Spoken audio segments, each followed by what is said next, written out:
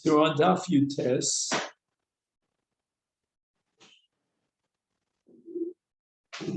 And we got up to Mechi Tema. So let's just give it a shot and see if we have to backtrack a little bit. It's always good having. Right. So we'll probably have to backtrack, but we'll do it this way. We'll go forward and then backwards. You know what I mean? Because the forward will give us an idea of how far we have to go backwards.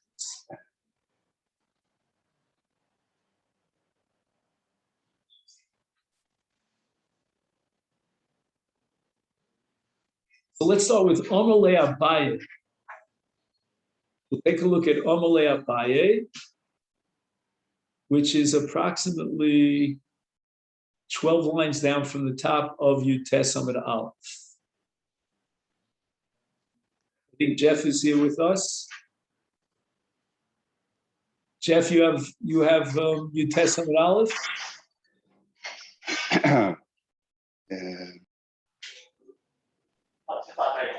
Not at the moment. I'm in the middle of Shipputzim, so I see. I'll be listening in. All right, so it'll be Torah Shabbat then. Okay, good. Okay then. Yeah. And how was it? Al Regel Achas, how was it in the Golan? It was wonderful. Wonderful. Okay, great. Yeah. You have a perfect record on travel.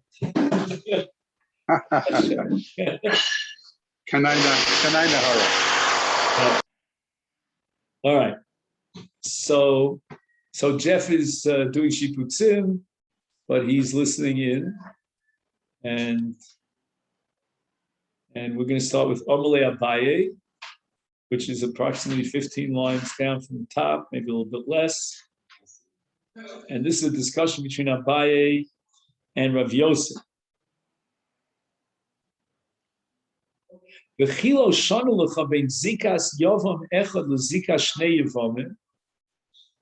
You, Rav Yosef, did not differentiate between two cases which are similar but yet radically different.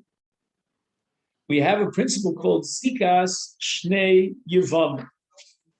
And we derive from a pasuk that if a woman falls to Yibum from two different brothers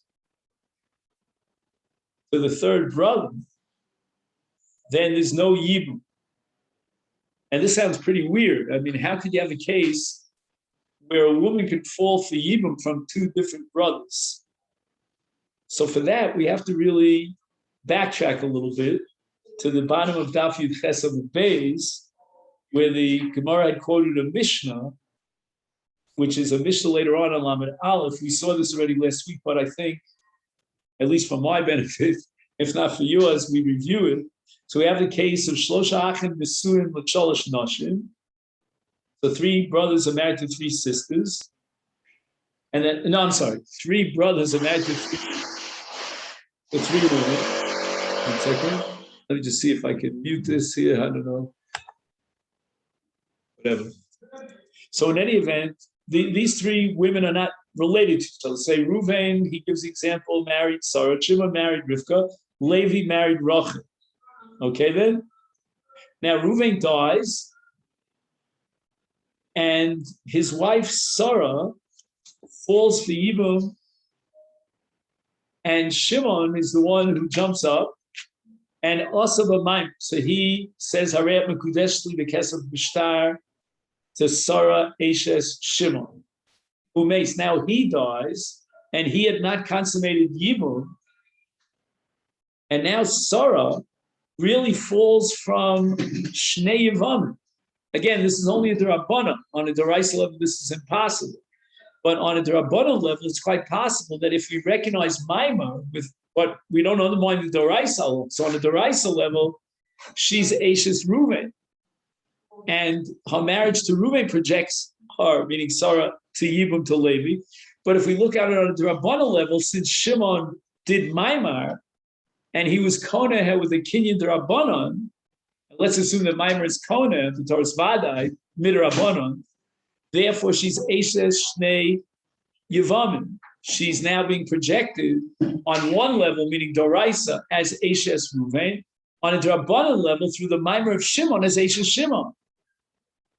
And therefore, Hare Elu Choltzos V'lo Misyavmos. We understand very well that there's no possibility of Yibum because we're going to consider this Midrabanan as if it was Eiseh Shnei Mason. So there's no possibility of Yibum.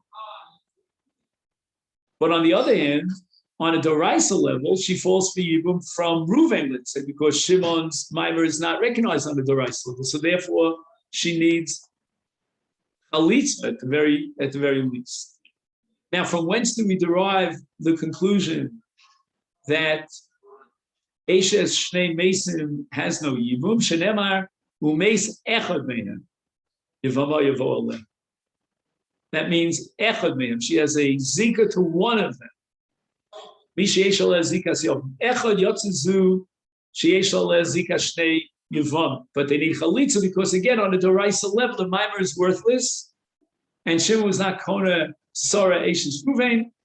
Rather, Eshes Ruvain is projected to Yibum to Levi, and therefore she needs, at the very least, Chalitz. Rav Shimon Omer Miyavim Li'esav and Sheyirtze V'Chalitz L'Shniyah.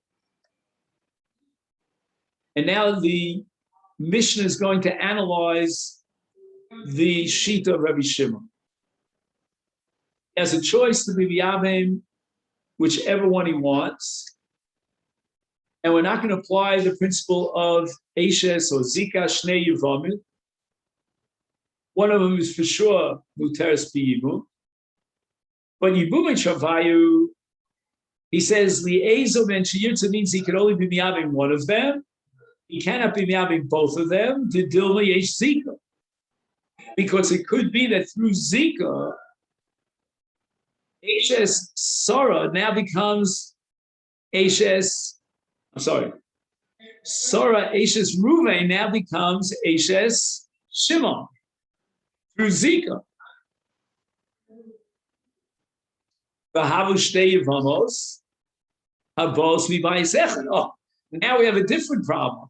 Namely, with Shimon's death, two of his wives fall for Yibum, in which case he can only be miyavim one of them. Why? Because if holding Eish Zika, then there's an Ishus relationship between Sarah, the former Eishes Reuven, the Almon of Reuven, and Shimon. As a result of that Zika, both Shimon and his wife Rivka, what was her name? I forget. If we want to remember the names here. Rivka, I got that right. Okay. So now Sarah and Rivka are two Yevamos that fall from the same brother Shimon, and you can't be having both of them. Now, what about Libume Chada ve'iftor Enoch? How about the possibility of choosing one of these two to be miyavim her? And that's the law. When Shimon dies and his two wives fall for Yibum, whichever one Levi decides to be miyavim, the other one is Torah. She doesn't need neither chalitza nor Yibum. That's impossible. Why? The Dilma ain't Zika Kiknusa, because Rabbi Shimon has a suffix that maybe Zika is not Kiknusa, and therefore these two ladies are coming from two different batim. Meaning, Rachel is coming, what was her name? Sarah is coming from Ruvain, and Rivka from Shimon. And therefore they both need Yibum. Alma, what do we see? This is Rabbi Yosef's conclusion. From that Mishnah, we see about Rabbi Shimon that Misafkala, that he has a suffix whether or not Sarah should be considered Knusa l'Shimon.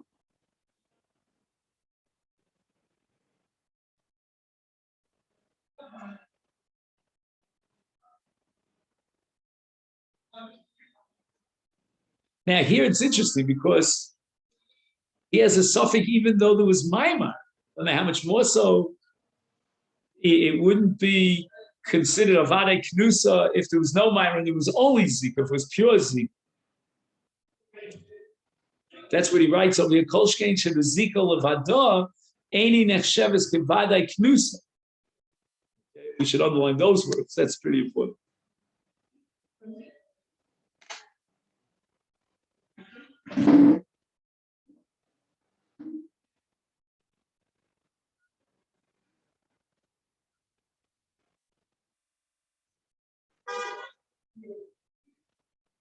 So again, if she would have been considered Vadai Knusa then the second wife, whichever you choose, one of them, the second would not require chalitza at all because they're both coming from Shimon, and only one requires yibum, and the other goes free without anything.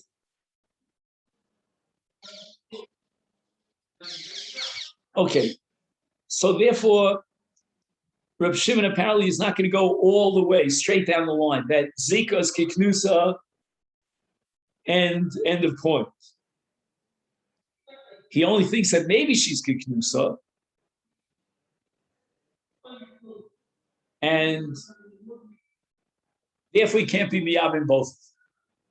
He can only be miyabim lezish and shears, because if Zika's not kiknusa, then she falls to Yibum to Levi from Ruvain, whereas Rivka falls to Yibum from Shimon, and therefore he cannot be.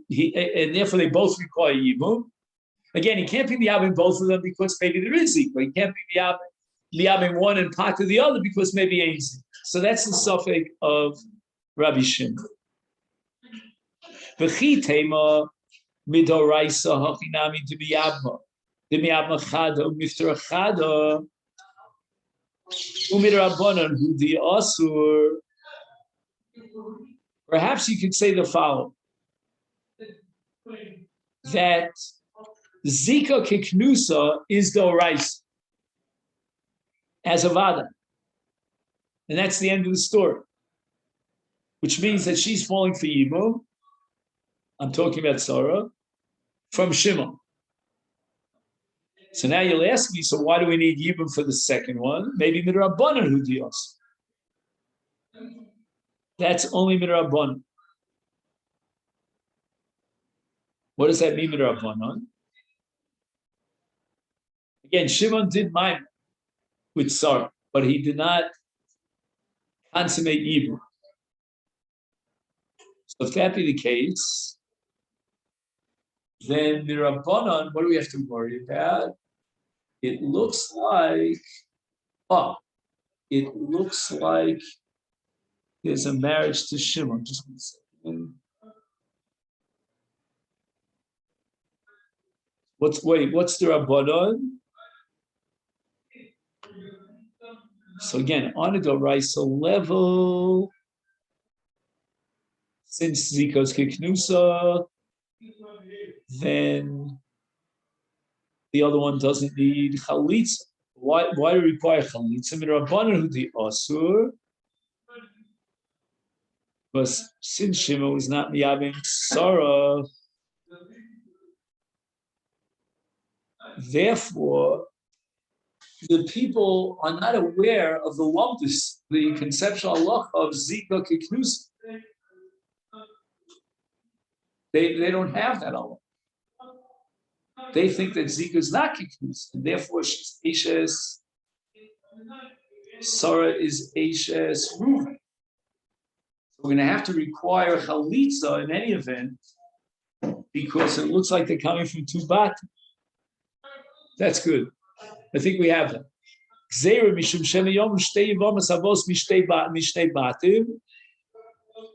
And we spent a lot of time on Thursday figuring out the psychology of the onlooker, that if two Yevamos fall to one Yavam from two different batim, then maybe he could simply kill two birds with one stone, meaning either one Yibum or one Chalitza, and that's it.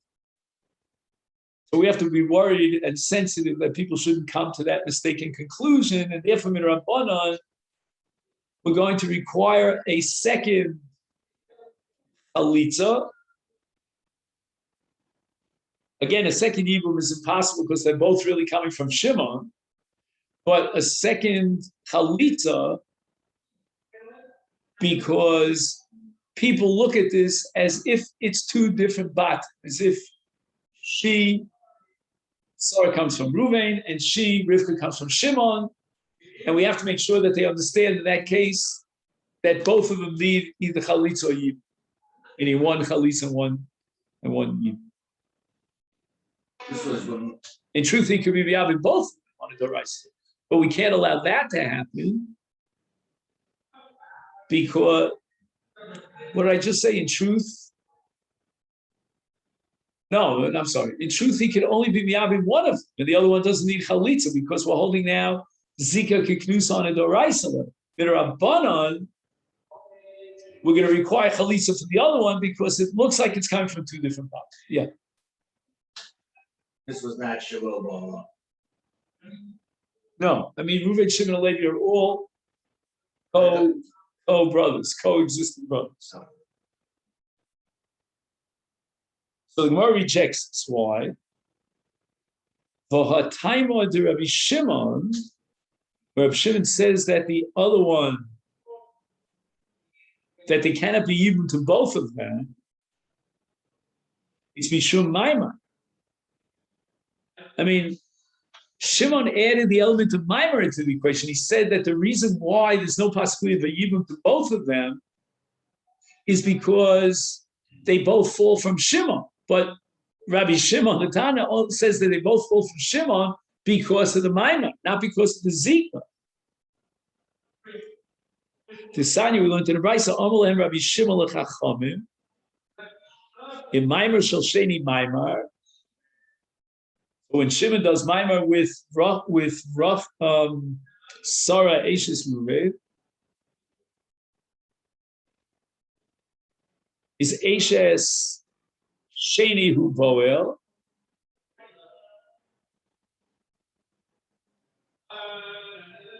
So if you're holding that Maimar makes Sarah into Ashes Shimon,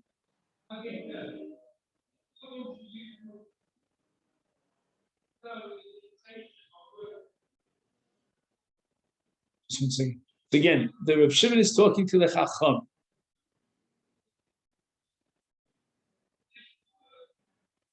And we're trying to figure out why the Chachamim exclude Yibum in this case. And Rav Shimon says, what are you talking about? Why should you exclude Yibum? I mean, if you're recognizing Maimar, then Sarah Ashes Reuven falls to Yibum through Shimon, and that's called Ashes Sheni Uboet. Right? His Yibum, meaning Levi's Yibum, is with Ashes Shimon. If on the other hand you're going to tell me that we don't recognize the Maimar, is Ashes Rishon Uboet.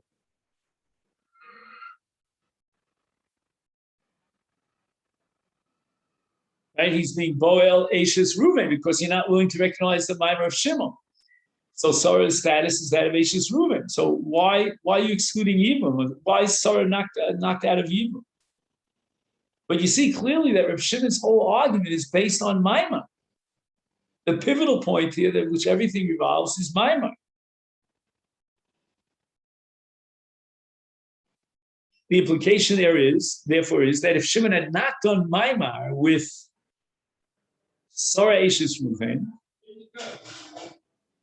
then she would not be considered married to Shimon. And Rav Shimon is not operating with Zika. So this whole premise of Rav Yosef, that Rabbi Shimon holds, I shouldn't say the premise of Rav Yosef, the premise of being machalik between Doraisa and Rabbanon was that on a Doraisa level, we're going to say that Zika's kiknusa,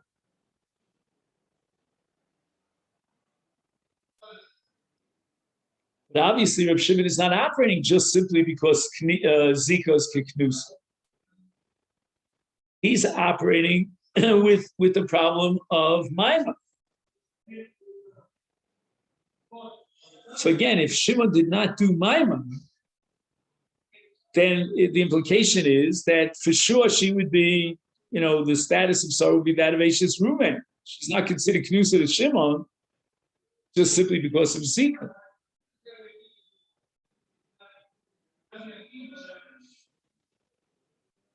He has a whole discussion here in the name of Tosfos that maybe it's l'divrei call, meaning I hold that she's falling for Yibum from Shimon, and that's why, because and that's why there will be Yibum to Rachel, to Sarah. But l'shitoscha, you the chachamim are excluding Yibum based on Zika, based on Maimon. So then you should be consistent with Maimon. And whichever way you define Maimon, there should be a possibility for Levi, a leniency, an allowance for Levi to be miyabim Sarah. So again, Amalei Abayi Rav Yosef Lo Shanu Loch Loch Bein Zikas Yavam Echad Zikas Shnei Yavamim. Why aren't you differentiating between Zikas Yavam Echad and Zikas Shnei Yavamim? Dilma Ki Amar Rabbi Shimon Zika Kiknusa Damya.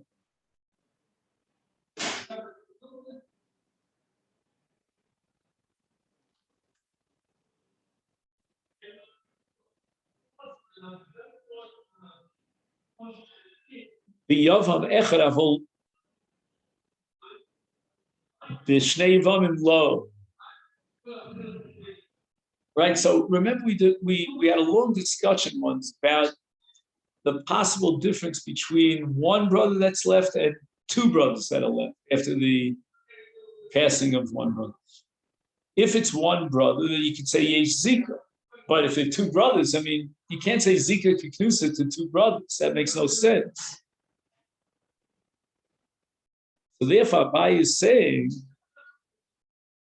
that maybe Reb Shimon holds Zika Kiknusa, but only with Yavam Echad. And he points out here that in our Mishnah, when Reuven died, he only had one brother, Shimon.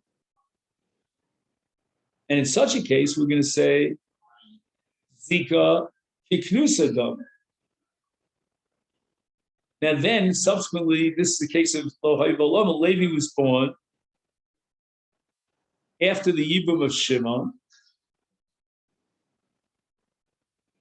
So therefore, when Levi is born, she's already Beheter, meaning she's Esha Shimon. But in our case, meaning the Mishnah Lamed Aleph that we just quoted, where there are two brothers who are Yevamot, that's Shimon and Levi. In such a case, Reb Shimon would not say Zika Kiknusadam. You can't have Zika Kiknusadam in the two brothers. So in the Mishnah Lamed Aleph of Shlosha Achim, after Reuven dies, you cannot consider Sarah as Kiknusa l'Shimon because there's Levi in the picture as well. There are two Achim. Therefore, if Shimon dies and he didn't do Maimar, then Levi Miyabma, I think he means Sarah. I don't know, he doesn't spell that out. Machmas Ruven. Why? Because since there are two Yevamim, Shimon and Levi, in such a case, Rabbi Shimon agrees that Ein Zika Kiknusa. You can't have two brothers of Zika Kiknusa. So in this case, where Reuven dies, you cannot apply the principle of Kiknusa Dami, and therefore the issue becomes Maimon. He says, Mishum Kach Imes Shimon. If it was a case of Loas above Maimar, that's not the case. But if it was, then Levi would be Miyabim Sarah because of Ashes Reuven. The Zika to Shimon. But in this case, where there were two brothers, there was no Zika to Shimon. No Zika Kiknusa Dami. And therefore, she would fall to Yibum, Machmas Reuven. So Sarah and Rivka would be two Yevamas that fell from two different brothers. And they would both be Misyabnos. So Abaye basically is throwing another variable into the equation here. And that is we should differentiate between the case of a woman who falls for Yibum in front of two brothers. That means there was Reuven, Shimon, and Levi. Reuven died in Shimon and Levi, as opposed to the case where there was only Reuven and Shimon. Levi was born after the death, and maybe even after the Yibum of Shimon to Ashes Reuven. So if Yosef says, Umi Shanile, are you really telling me that according to Rav Shimon, there's a difference between whether they're two brothers or one brother? Hatanya, we have a brisa klal of Rav Shimon. And now we're talking about the case where Levi was born after Reuven had died. Kol shal leda kodemes l'nesuin.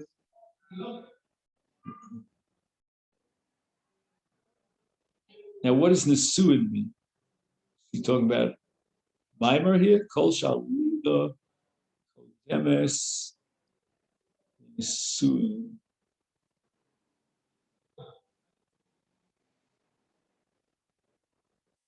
Let's work backwards. Lo choletzes v'lo mesyabemes. I said this is a case of what? Of Levi that was born after the death of Reuben.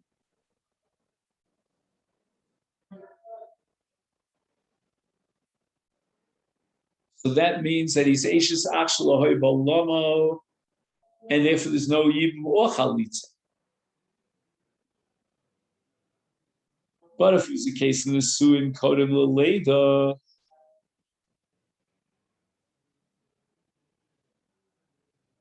is Ocholetzes Omis Yabemis. So I don't get what's the proof of it. You mean we're saying you can prove from this price that Sika is, but it's only one brother. Yeah.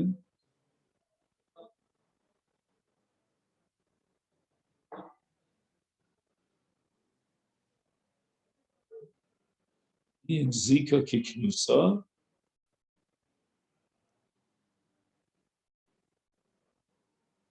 Oh, wait a minute. He's saying that Zika ain't a Kiknusa. Was what? Zika, we're talking about H's of Shalohaya Ba'olamo. Shaleda Kodemis Lim Surin.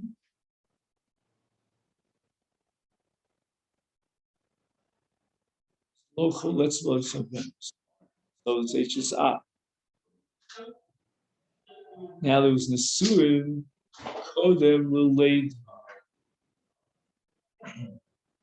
and Ochol, let's Yabemis. My law, let's see what Rabbi Yosef wants to prove. The Yavam Echad, right? We assume that at the time that Reuben died, he only left a brother Shimon. And yet, we're going to prove that Zika Eino Kiknusa. How do we prove that? Ani local letzes v'lomitz yabemis.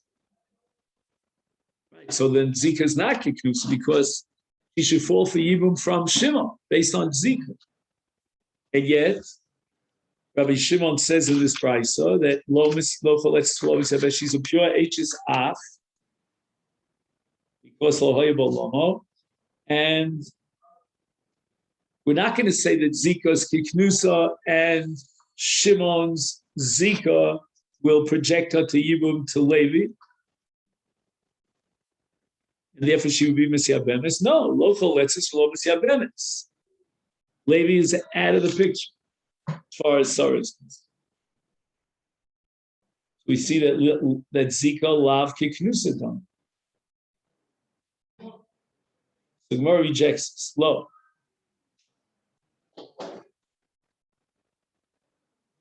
We go back to this distinction that Rav Shimon makes between Yibam Ulebesof Nolad. I don't know, for some reason the Bryce calls it Nesuin. That threw me for a loop. But I think the word Nesuin here in this context means Yibum. Yeah, is there a footnote there? No, just in the text. In the text, it says Yibum. I was just wondering if you have that, Steve, as well in your Gemara. Okay, fine. So again, the distinction that Rav Shimon is presenting here between whether or not Shimon's Yibum took place before the Leda or after the Leda,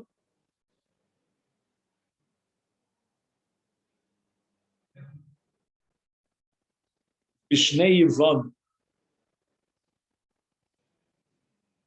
So he's throwing, the Gemara is offering an ukimta here, that I guess there's Reuben, Shimon, Levi, and Yehud. Yeah, I see it here in the Masechet. He says, Achach nolad achem haravi. So the Gemara is saying, what do you mean? Avol biyavam echad, if there was only Shimon around at the time of the death of Reuven, what would be the din? Hachinami ocholetes omitz yabenes. Because then we're going to say what? Yesh zika kiknusa. And she falls for Yibum from Shimon. Is that what's going on here? Just 1 second. Bein nolad yachar shiyuma. Bein nolad kodem shekin. Mishum shezika kiknusa. So she's falling for Yibum to Levi through Shimon.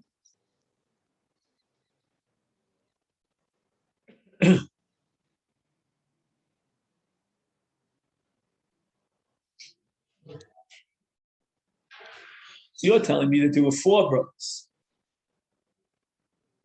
But had there been only 2 brothers, then she would be Misyabemes, meaning Sarah. Why? Because of Zika Kiknusa in a case where there's only 1 brother. Ihachi, Adid Tani Nisun Kodaledo Choletza Misyabemes. The case where Shimon consummated the Yibum, forget about consummating the Yibum. What difference is it? Listening, Liflog, but listening to the dog. Shimon should have made the following distinction. But Medvarim, when are you going to say that there's a problem that's only with Shnei Yevamot, where Zika's Lavki Knusim? Aval b'yavam echad ocholetzes omis yabemes.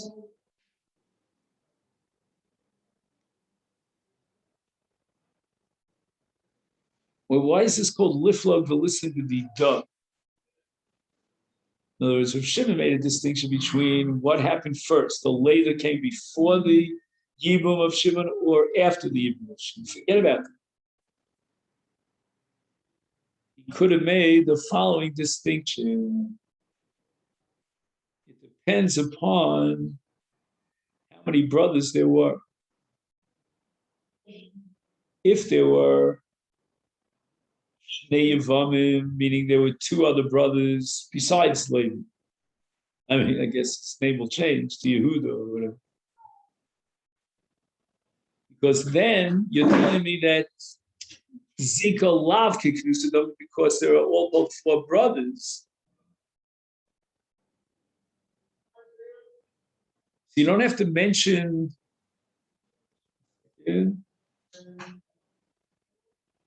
So you don't have to mention the fact that, let's say, Shimon's Yibum took place first. Forget about the fact